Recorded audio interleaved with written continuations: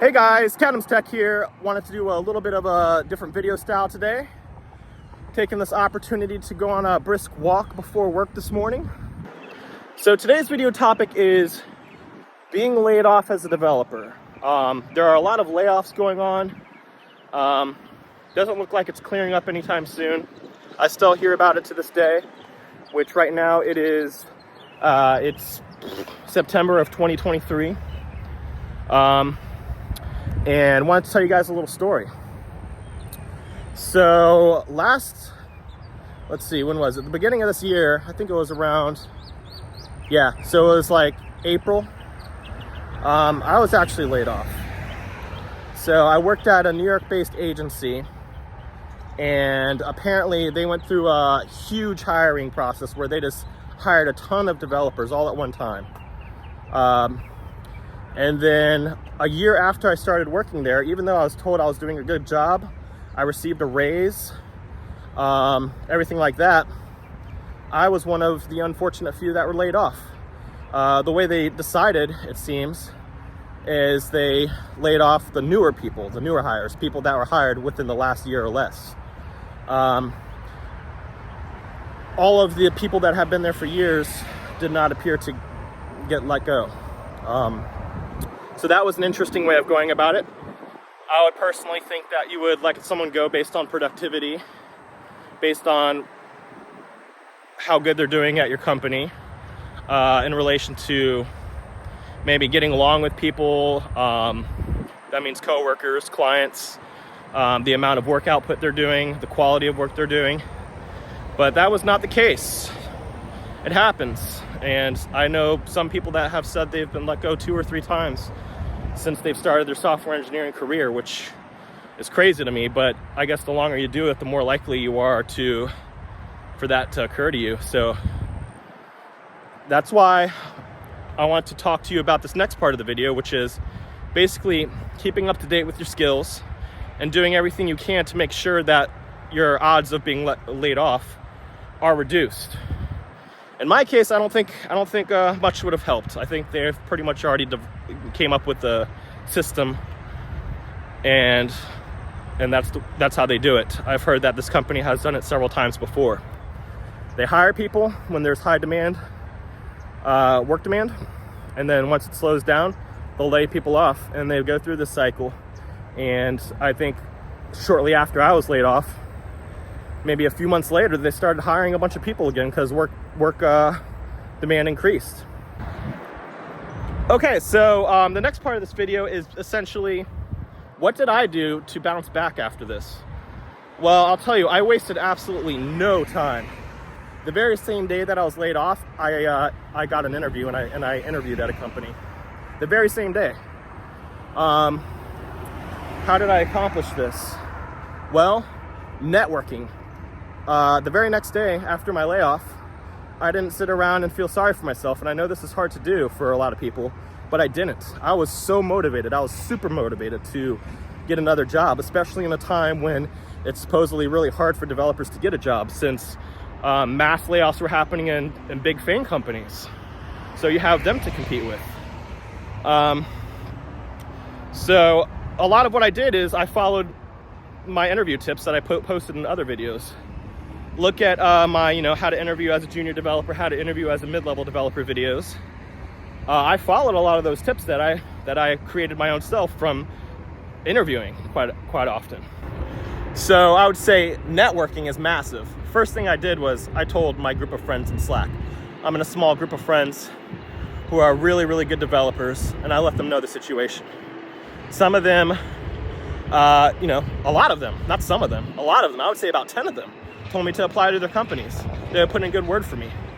And I took advantage of every opportunity to apply to companies as I could. I wasn't really looking at it from a long-term game at the time. I was looking at it like I needed to get employed ASAP because I'm just gonna burn through cash otherwise. Company gave me severance. They only gave me 1 month, which I appreciate because it's better than nothing, but they gave me 1 month severance, and I landed a job within the 1 month. So I didn't have to burn through any of my own savings, which is nice. So first thing I did after layoff, reached out to my group of friends, and then I wanted to update my resume. I usually do this through Adobe, not sponsored by them by any means. I actually don't even really like them because they charge so much money. Be warned, if you sign up for the free trial like I did, if you cancel, I think after it starts, so if you pay like the first month and then you cancel, they'll charge you for 3 months, at least right now in this point of the video. They'll charge you for the 3 months to cancel, which I thought is insane. That subscription model is like, man, they're just robbing people.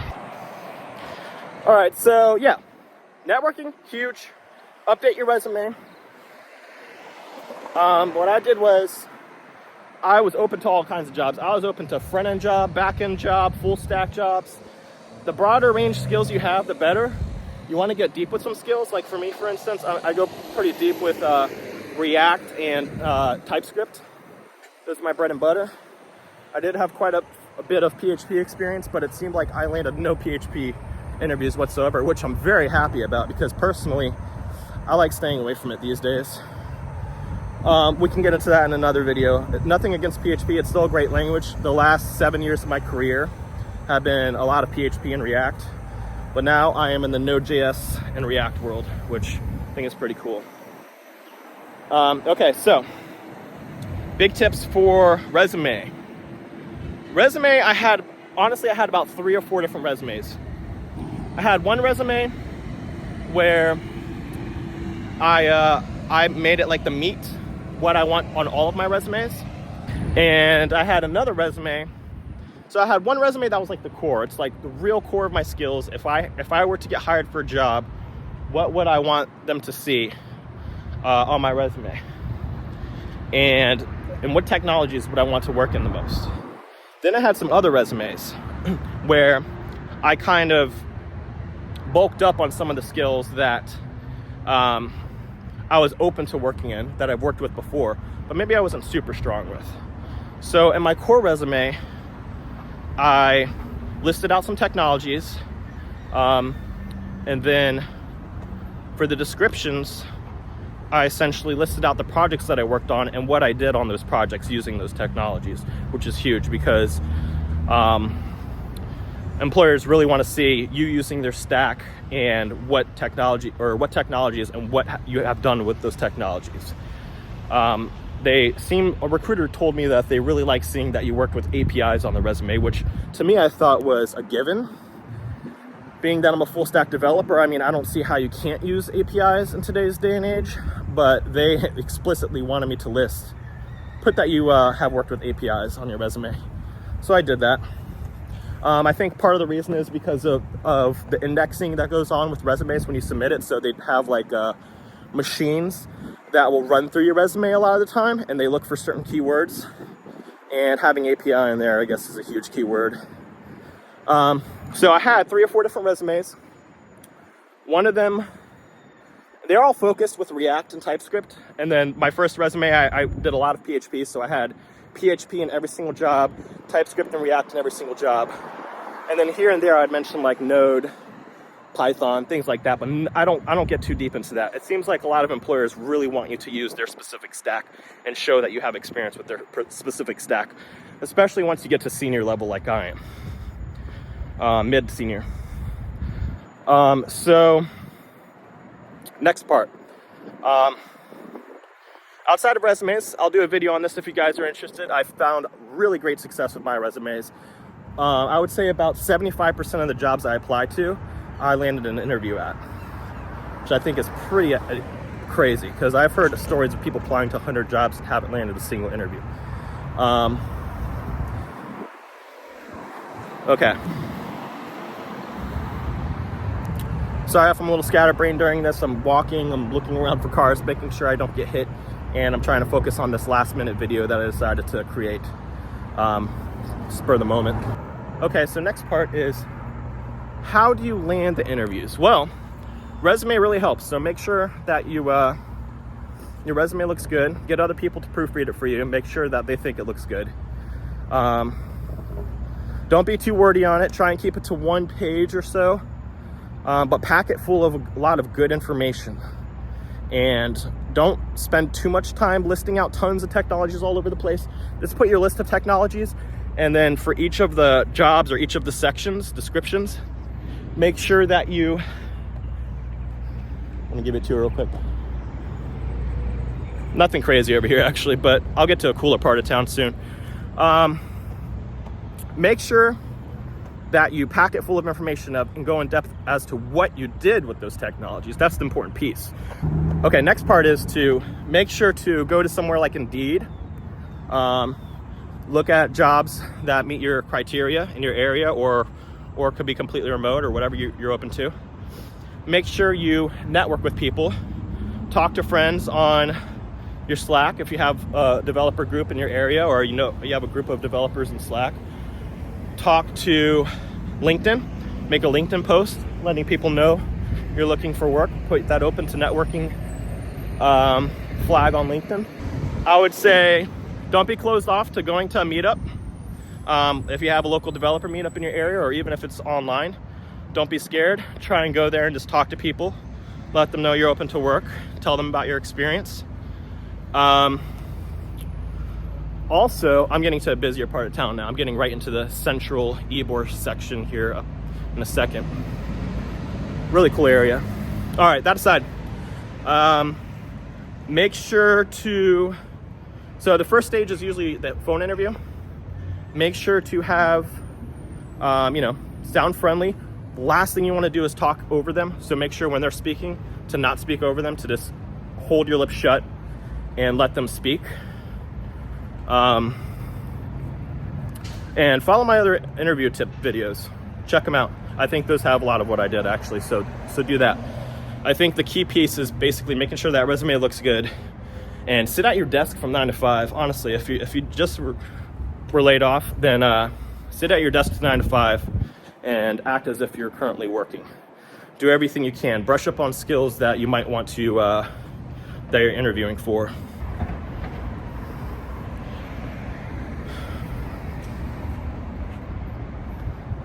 Brush up on skills that you're interviewing for, and just try and do the best job you can at landing interviews.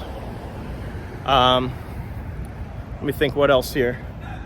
So yeah, like I said, I did have one core resume, but I also had I actually had 2 or 3 other resumes, and I would make directories on my computer. Hey, this directory is for Node-based full stack web. Hey, this directory is for PHP based full stack web. Hey, this directory is for C#.net full stack web. And I made the resumes cater to those skills. So it's like I've used various skills at different tech companies, and I listed out the projects in which I use those skills on. And I feel like this will help you gain some traction. So that way, if you see a job that's like Node.js developer job, then upload your Node.js resume. Talk about the projects that you've used Node.js on. Even if it's just 1 or 2 little projects at previous company, it'll help. Same thing for other technologies.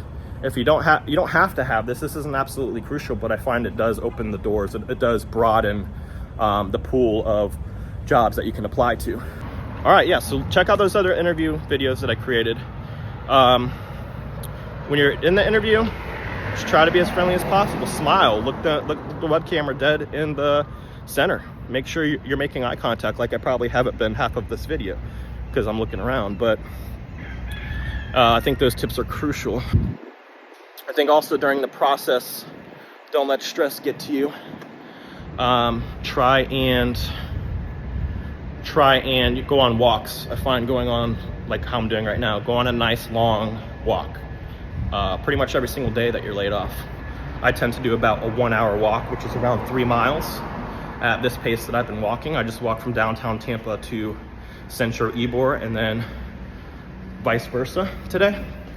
I think I'm on mile 3 right now, right before work. And then just try and, just maintain it. Keep yourself together. Stay composed. Spend part of your day learning tech. Spend part of your day applying to jobs. Spend part of your day interviewing. make sure to keep it all scheduled, organized. Woo! Sitting here in the car now in the parking garage of where I work in Central Ybor. Man, it is a hot one out right now. So, sorry if this video was scattered. I was just throwing my thoughts out there. I've been wanting to make another video for quite some time, and I owe it to you guys. I'm going to be coming out with way more content for you guys.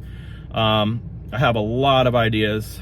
But another key point that I was wanting to say is I just mentioned this, but keep your composure. I know being laid off is a very stressful time, but for some reason it was actually a happy time for me. I was learning all kinds of stuff that I was really wanting to learn.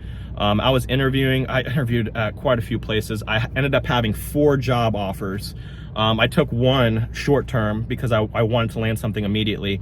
And then I ended up quitting that one, unfortunately, probably like a week later. And then I had 3 more job offers all at the same time.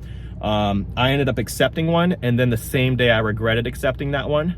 And then I ended up accepting the one I'm at now, and I'm so happy I made that decision. It's all around the best decision for me. This is a hybrid role, so I think it's cool because I get a blend of both worlds of working remote from home a few days a week and working from the office. Really, really nice office. I'll give you guys a tour of it. My pay ultimately went up, I would say around 25 to 30%. Actually about 30% from the job that I was laid off at. So I'm even happier about that too. The people that I work with are absolutely great. The stack I use, I'm really happy with. I'm the sole senior full stack engineer at the company. We're a team of 5 people. We work at a startup. And it's taken off. It's doing really good right now so far. So we're off to a good start.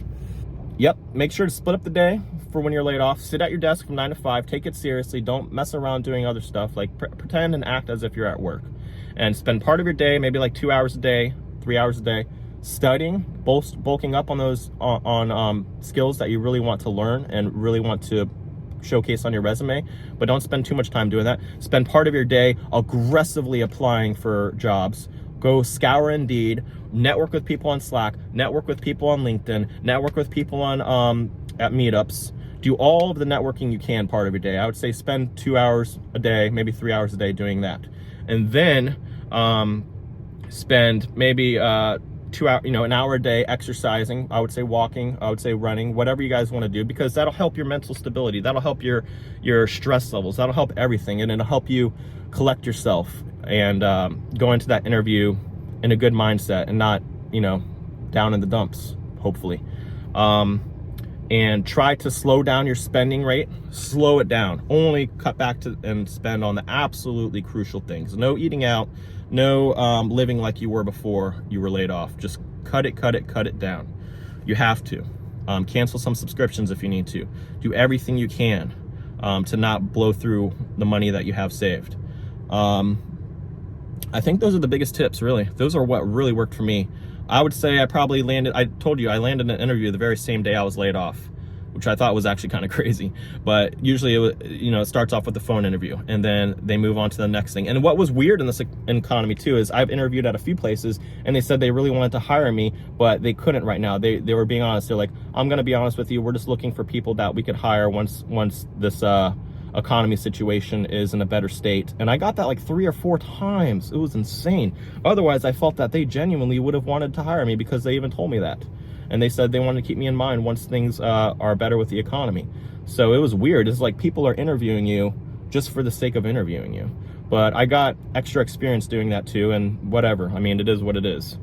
I feel like I'm pretty solid at interviewing now. My confidence, and it's just crazy with interviewing now. I go into interviews now not even nervous, or very little nerves that I have. And I go in there almost interviewing them, almost saying like, why should I work for you? And it's not why why you should hire me. It's why should I work for you? And that's the mentality I have. And if you guys can shift to that mentality, it comes with a little more experience, I think. But if you guys can shift to that mentality, it does wonders. It's insane. Well, I hope this video wasn't too scattered around. I know I had a lot of thoughts and I just threw them and vomited them out there. This video was not organized at all like I normally try to do.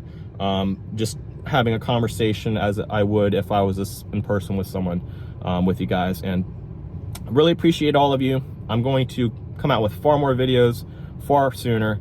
And hope you all hang with me and like, share, subscribe, do all that. And thank you guys so much. Really appreciate you. I'm about to go into the office now. I'll maybe film a little bit of my walk onto the way to the office so I can post it here somewhere. And thank you so much. Till next time.